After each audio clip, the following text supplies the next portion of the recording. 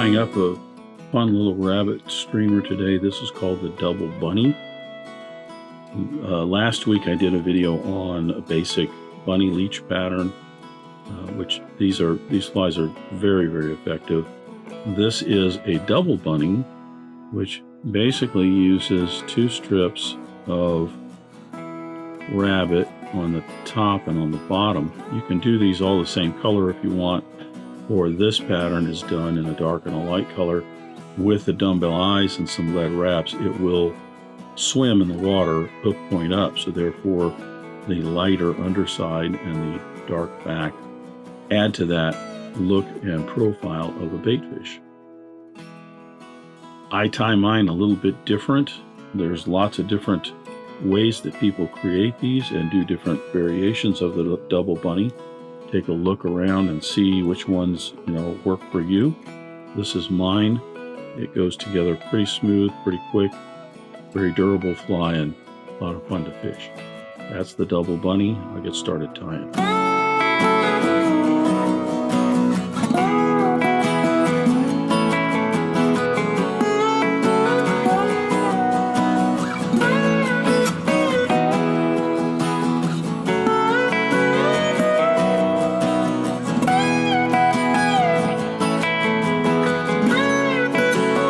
Okay, I'm going to start the double bunny with my hooking device.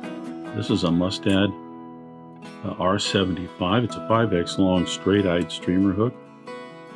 Now, this will have dumbbell eyes on it here, which will flip this over this way. Some people prefer to have a downed eye, like say a 9672 or something like that, because then when it flips up, the eye is going this way, and maybe this bumps in the ground more. I don't know. It's just the one that I've always used.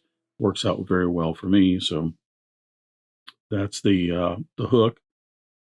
Before I attach my thread or anything, I'm going to put some lead wraps on this. I'm going to put some about 15 wraps of the .020 lead wire.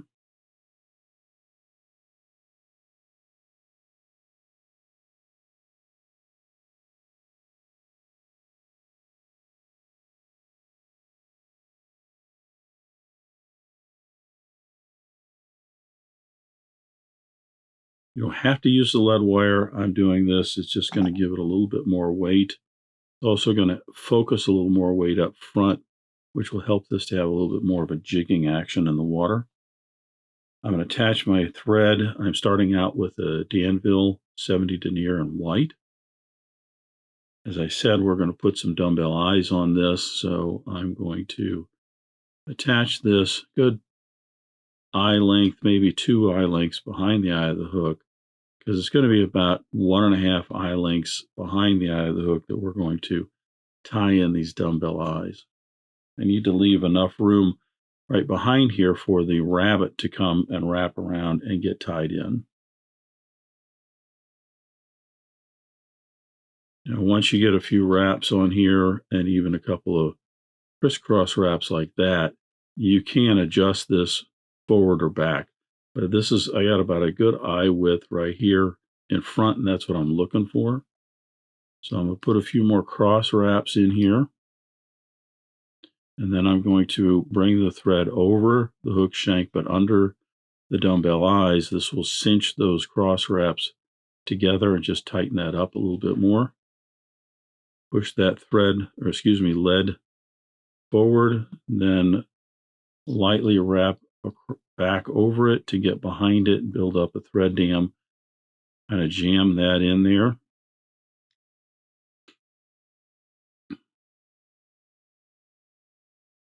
This is also going to give me a little bit of a transition here.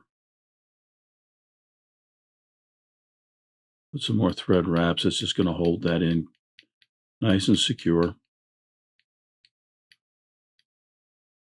Ending with my thread down here at the very end of the shank.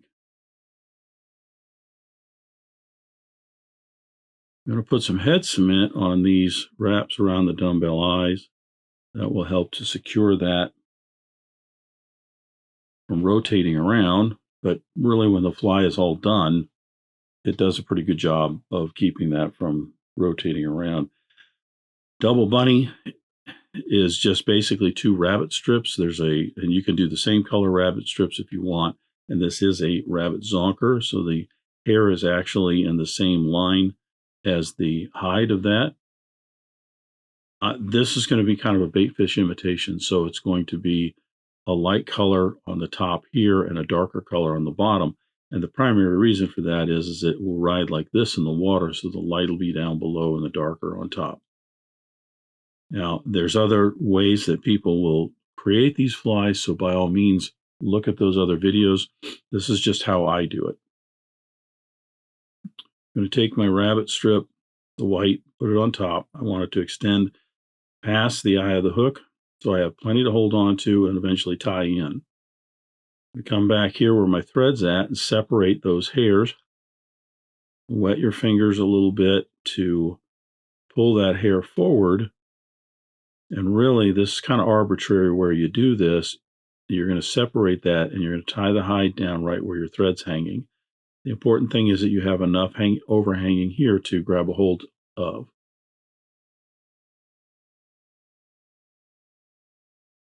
And you'll notice off my left hand that the rest of that hide is long.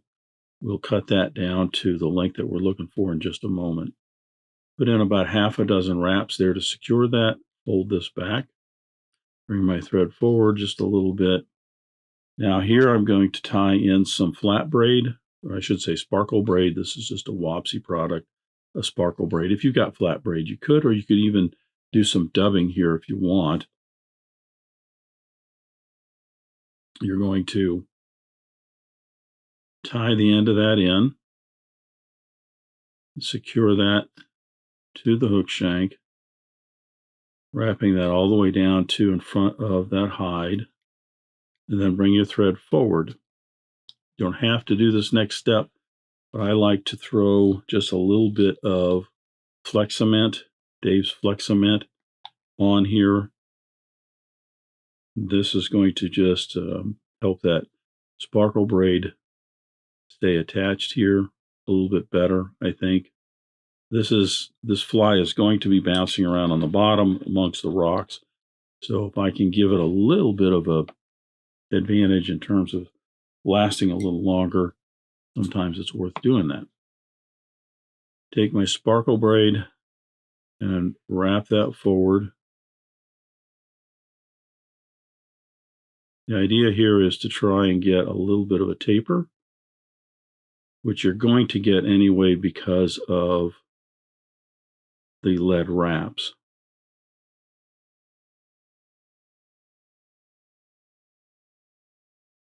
I'm going to tie that off right behind those dumbbell eyes. 2 or 3 wraps. Secure that, and then trim away the excess.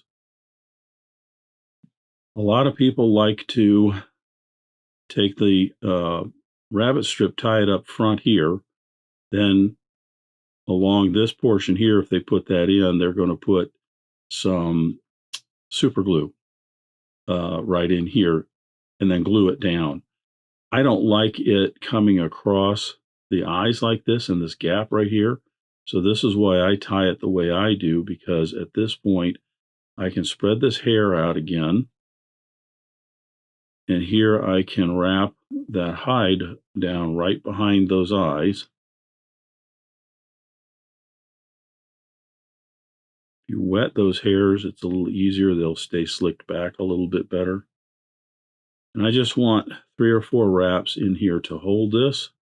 Bring my thread forward to between the eye of the hook and the dumbbell eyes. Now I'm going to stroke these back. I leave some of them a little bit long because I'll tie in some extras. Now I'm going to tie this down. Again, making certain you don't want to pull on that hide and pull it over to the other side. You're just trying to lash it straight down on top of the hook there. Go ahead and get a few extra wraps in there. Secure it. And then we'll trim away the excess hide. You want to trim this nice and close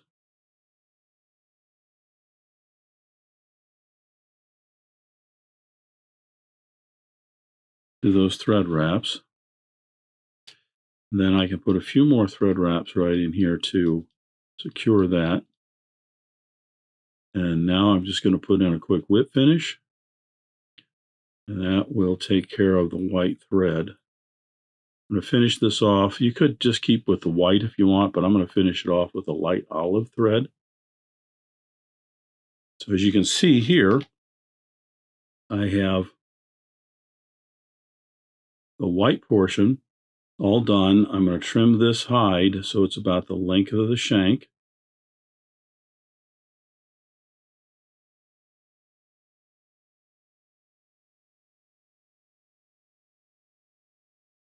And like I said, this will end up being the underbelly of the bait fish. So to get the back on, it is an olive strip like this. Going to do a similar process here in that I want this to be longer than the front so I've got something to hold on to. But I have to pierce this hide here because it has to slide over the hook bend up underneath like this. So there's a couple of different ways you could do this. And again, you could just pick any old spot right here, slide it on there, cut the excess off. It's up to you. I like to just minimize, I guess, the waste a little bit. I'm going to measure where I want that to be. The easiest way for me is to just pierce the hide with the hook right in the center of that hide. I'm just going to push it back.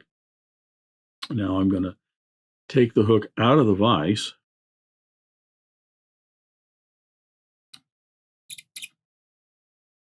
Sliding that hide around the bend. Another reason to change your thread out because you don't have the bobbin and thread to deal with while you're doing this. Secure the hook back in the vise. Bring this around back and see now I've got the second bunny strip ready to get tied in. I'm going to take my thread. I'm using a Wapsi UTC 140 denier in a light olive. I'm going to attach my thread right behind the eye of the hook here.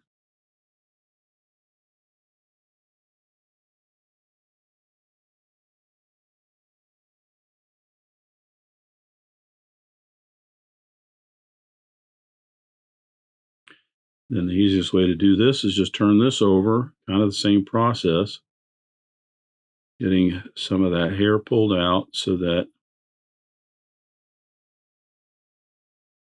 I like to leave a little bit more in there that I actually tie down. If I were to separate that, all of that hair on that hide, it just seems to be a little thin up near the head. But I'll get 3 or 4 wraps in to secure that. Trim away the excess. If you want, you can save these little snippets in your remnant box for some rabbit dubbing or something. Wetting my fingers a little bit, I'm going to slide everything back out of the way and then clean this up to make the head of the fly. I generally will get some errant rabbit hairs sticking out in the head of the fly here. And that, I think, is kind of the nature of the beast. Rabbit just gets everywhere. The hair is just so downy soft.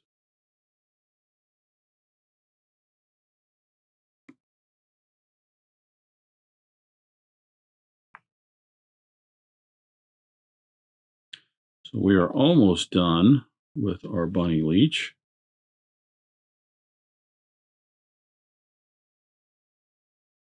I'll throw some head cement on here to secure that. Some people will use some UV resin on the end of this, or even top this off with some Sally Hansen's or something, even a clear lacquer, to just get that to have a little bit of reinforcement. That's all. You can even use some super glue if you want. Now, I'm going to cut the skin, the lower skin, the same length as the upper.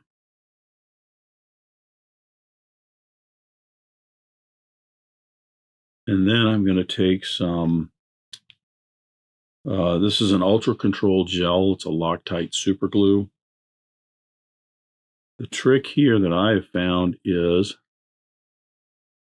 to get this hair out of the way as best you can, to hold this lower piece tight with your left hand. Put a small bead of super glue down, trying not to get in that hair. I think I did get just a little in there. The trick here is don't try to squeeze this real tight, and you just want to press these together, just like this. Just gently press those together. They will set up. If you get any super glue on your fingers, do not touch the hair or anything. Wipe it off. Otherwise, you're going to get super glue in the hair. It's going to mat all that hair down. You wait just a little bit. That will fix itself. But this will, in the water, swim like this. This will be a nice, solid back end, tail, fin, whatever you want to call it. And this will be a nice little streamer pattern. That is the double bunny.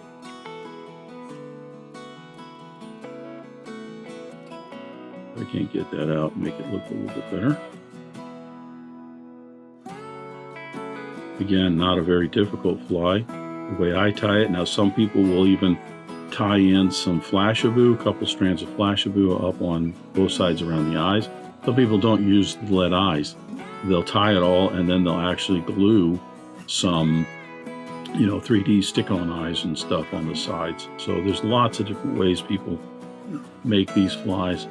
But similar to the Bunny Leech, it is just a phenomenal fly and well worth tying a few up and throwing around in your favorite water. Again, good for warm water and cold water species. That's the double bunny. Thanks for watching today. Thank you for joining me at the Vice today. I hope you learned a new pattern, at least a tip or trick here and there. If you'd like to help Dress Irons, you can like, comment, share, subscribe, all those wonderful things for the video. You can also head out to dressedirons.com where you can buy flies, tools, stickers, and merch, or you can join a growing community over on Locals at the Dressed Irons Fly Tying Guild. You can also donate to Dressed Irons if you want through the link at the bottom of the description. I thank everybody for their ongoing support, as it really does help the creation of these videos. And what's important is to remember, only fly tying. You're not having fun, you're doing it wrong.